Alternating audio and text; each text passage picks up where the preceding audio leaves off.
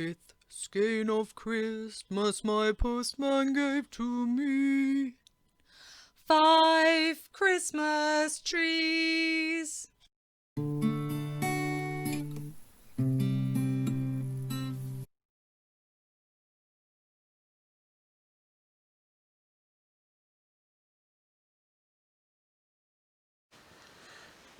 Hello and welcome to day 6. I think we're on day 6 now of the 12 Skeins of Christmas. So usually on my podcast I talk about knitting, crafty things and the Fibre Arts. But today I'll be talking about one skein which is from Shilasdair yarns. So you'll actually have seen these Shilasdair yarn which is the Coara 4-ply in my Christmas trees next to the little singing elves, and I don't have one to hand now because a pile of wool fell over in my craft room and it can't find anything in there now. It was a bit of a craftastrophe, if you will. Anyway, I'll put in some pictures later of me putting the beads on and some pictures of the wool if I can find it. I used the... anyway, I'm going to talk about that later. I'll talk about Shilasdair yarns first. So Shilasdair, or the Isle of Skye Natural Dye Company, was started by a lady called Eva Lambert. And recently, Kirsty has had the opportunity to take over the Natural Dye Company. And she has lots of different projects on that her husband Simon helps her with. If you ever see on Instagram, sometimes he's in the dye shed. And so, yeah, so Kirsty has been pursuing her love of natural dyeing. And I'm just going to read you some of the different things that they've got going on because it's amazing how much stuff they've been up to. So next year they're going to have yoga and yarn retreats. I mean, hopefully that's all going to go on. I know a lot of people with events haven't been able to do things, so sometimes it's all up in the air, but cross fingers the news today is hopeful. Right, the Sky Pie Cafe is something else that they do, and I'll talk a bit about their pies later. She posts a lot of pictures on their Instagram that are really lovely of her in a little woolly hat with the wool and dyeing loads of gorgeous different colours. They also have the Glenview B&B, as well as next year. Now, someone in my sewing club at the old Printworks, she always says, whenever we talk about dyeing, she goes, "Ooh, India Flint." And I'd never heard of her before, but she's doing an Eco Prints. I'm not sure if it was Eco Prints and Shilasdair Shore Retreat or if they're separate ones. But yeah, this lady always talks about India Flint, about Eco Prints, because I think I was looking at something from Martineau Gardens, a cushion that had been printed. How's it done? It's just a cushion on wool, and they'd wrapped up lots of eucalyptus because they have a eucalyptus tree there, and I think you just steam it. I don't know why I'm saying I think. I have done it before with pansies where you just steam it over a saucepan, having rolled up some plants in a bit of fabric. So eco printing is quite fun. Right, the wool. So I didn't realise, but apparently Coara is Gaelic for sheep, and the wool that I used is called Coara 4-ply. I'm going to put in a little video later of me from one of my other podcasts where I talk about the madder and natural colours. The ones I use for the Christmas trees are indigo and tansy, and then a lighter version of indigo and tansy. So it's 70% BFL and 30% Shetland. And it's so soft. It's great for a hat or a jumper. I made a a jumper, a sort of short sleeve jumper, so sort of between a vest and a jumper last year. I love the look of their stockade sock yarn as well. It's so lovely. It's a bit like, you know how you dip candles in like one colour and then you dip it in another colour. So she's dipped the dark part, so the bottom third is a dark part, and I don't know if it's a double dip or it's exhaust dye or what, but it's got a slightly lighter shade of indigo above it and then natural, so they probably haven't dipped that bit, and I thought it was really interesting to see how they dyed it. And then once it's in skein, it's really stripy, looks really cool. Maybe that's one for next year.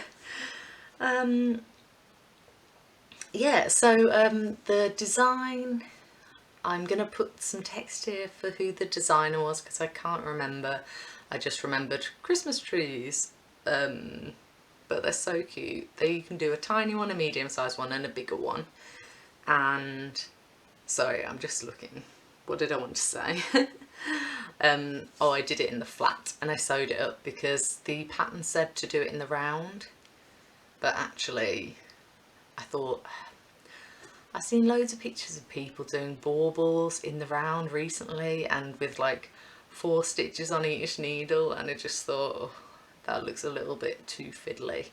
Just do it in the flat and sew it up, which seems to be my go-to thing when I'm just like, knit it quickly. You don't need to concentrate so much.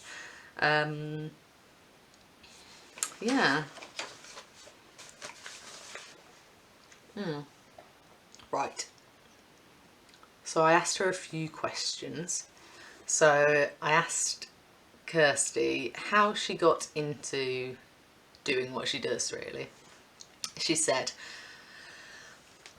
I've always been into textiles in one way or another. My gran taught me to knit when I was 8 and I've come back to it again and again. I think that's quite a common story, isn't it? That's the sort of same thing. I think I was about that age when my grandma taught me to knit.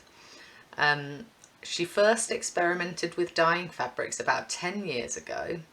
She was into stitching and working with recycled fabrics. She didn't have a clue what she was doing, but she loved it and she started to read books and document her findings. And that's really exciting, isn't it? Doing research and finding out what works and what doesn't. So, her favourite part of the job is harvesting local dye stuffs, wandering the hills and finding a dye plant or something to experiment with. Indigo and madder are great, but the most rewarding thing for me is to obtain local colour from a local dye plant. That's cool. I found some, I don't know if I said this before, my neighbour gave me some buddleia from their buddleia bush. It's really tall. And I made this bright yellow for a Wensleydale shawl kit I was dyeing. It's really cool. So Kirsty says, for COVID, so I asked her about COVID and what they were doing to adapt, really. She said, our yarn shop has been closed for the first half of the year due to COVID. We managed to open in the summer, but as we are on a tourist island, this year was a lot quieter than usual, so we have had to shift our focus to online. I asked her what her favourite garment is, and she said, I'm always in awe of seeing what customers have made from our yarn. I don't think I could pick a favourite. Really, every item made is amazing. That's nice. I always say that. That's nice, but it is nice. I asked her about Christmas as well because it's Christmas. I love Christmas, especially Christmas in a small community. Every year we made mince pies, well, of course, Sky Pie Cafe, and deliver them to our neighbour and friends. My husband is a trained chef. That is so lucky. So luckily they don't get flustered cooking for large numbers, so the Christmas dinner is always a big affair with lots of family and friends. Oh, I hope they've managed to do that this year, or at least, you know, virtually or whatever. Oh, it's a bit tricky, isn't it? Oh well. But yeah, I'm sure they got well fed anyway. Brilliant. Well, yeah, thanks to Kirsty for sending me all that information, and I hope you're all having a lovely Christmas time. And well, it's New Year's Eve now, so we'll be seeing the new year in. See you later, 2020. Hopefully 2021 will be a bit more, I'm gonna say optimistic. Yeah. And if you're sitting watching this on New Year's Eve, hopefully you get to crack open a bit of bubbly and see the new year in. Even if it's not exactly maybe what everyone planned. Although actually I don't really celebrate New Year's Eve very much anyway. I think I've been out one New Year's Eve ever. But it's quite nice to watch the fireworks on the telly. If they do that this year. Maybe. We'll see. Okay. Anyway, I've chatted for ages now, so see you tomorrow. Bye.